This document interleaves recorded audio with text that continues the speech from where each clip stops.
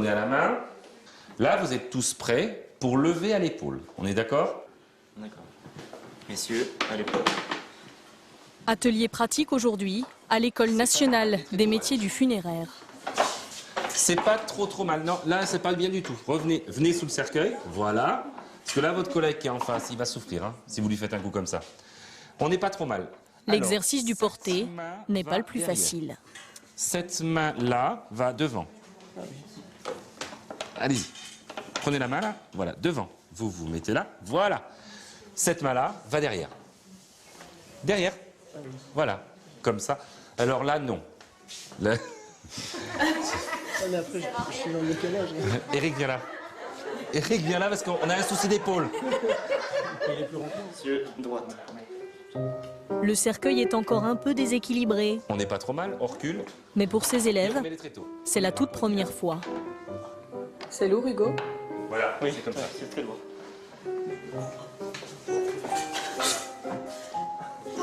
Il faut parler, il faut parler. Vous sécurisez, hein, d'accord? Travailler dans les pompes funèbres, ça s'apprend. Avec un vrai cercueil et un faux défunt. Non, mais je le fais moi, mais quelqu'un va m'aider. La pose du capiton, il y a plusieurs façons de le faire. Donc là, on n'a pas la ouate. Où vous le mettez, donc vous mettez bien votre ouate en dessous, vous le pliez bien Organiser une en bas, cérémonie, on se baisse. On fait un vrai salut.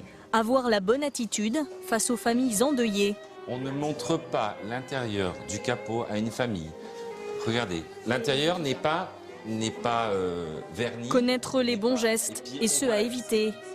Les stagiaires de cette école ont 210 heures pour tout connaître d'une profession qui fait souvent peur, mais que eux ont choisi. Ce matin, l'école a organisé une sortie au cimetière. Pour ces futurs professionnels, c'est d'abord un lieu de travail. Et moi, c'est une émotion totale d'être ici. Là, c'est prenant, enfin, je sais pas, nous, on est dans le métier. Moi, les cimetières, ça m'a toujours évoqué le repos, la paix et j'ai beaucoup de respect. Comment décide-t-on de devenir professionnel du funéraire? Est-ce une vocation? Ici, vous avez une pierre tombale en granit du Tarn. Sur ce monument, il n'y a pas de stèle. Voilà une stèle. Ancien commercial, clerc de notaire ou même gendarme. Les élèves de cette promotion ont souvent eu une première vie professionnelle avant. Et pour beaucoup, le deuil d'un proche a servi de déclic. Le mort, je veux dire, il est mort. Ça fait partie de la vie. Entre nous, c'est comme ça, quoi. Mais moi, c'est plus le vivant autour de ce métier qui m'intéresse. Après que moi, je sois là pour faire tout ce que leurs défunts désiraient et tout, et que fassent leur deuil correctement, entre guillemets, grâce à moi. Et dans le secteur, aucun problème de débouché. Le travail ne manque jamais.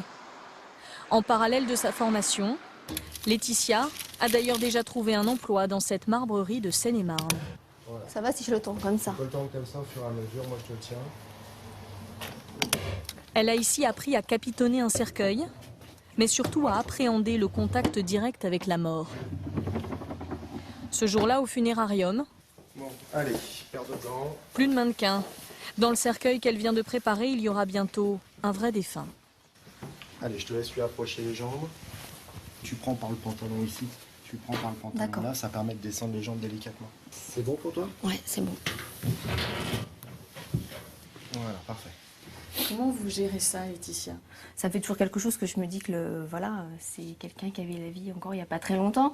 Et bah, malheureusement, mais maintenant ça va mieux, j'ai plus du tout d'appréhension.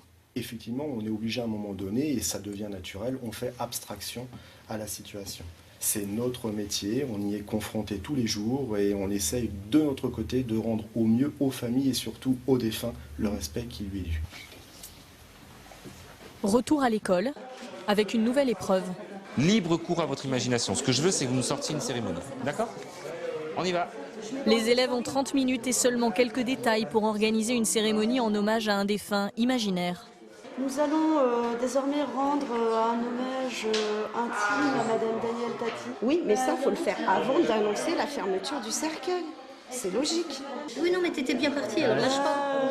Que de souvenirs vous reviennent. Qui se souviendront le temps des parties animées. Je trouve qu'il n'y a pas d'émotion dans ce qu'on écrit. Faut de l'émotion, quoi.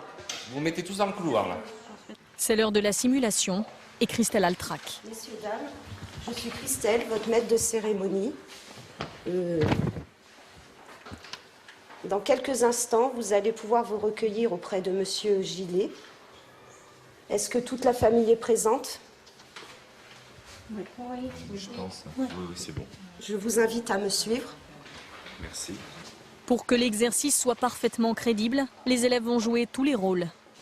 Henri, notre ami motard, qui au guidon de sa Harley descendait la promenade des Anglais, Même celui des familles jusqu'à la baie endeuillées. des Anges.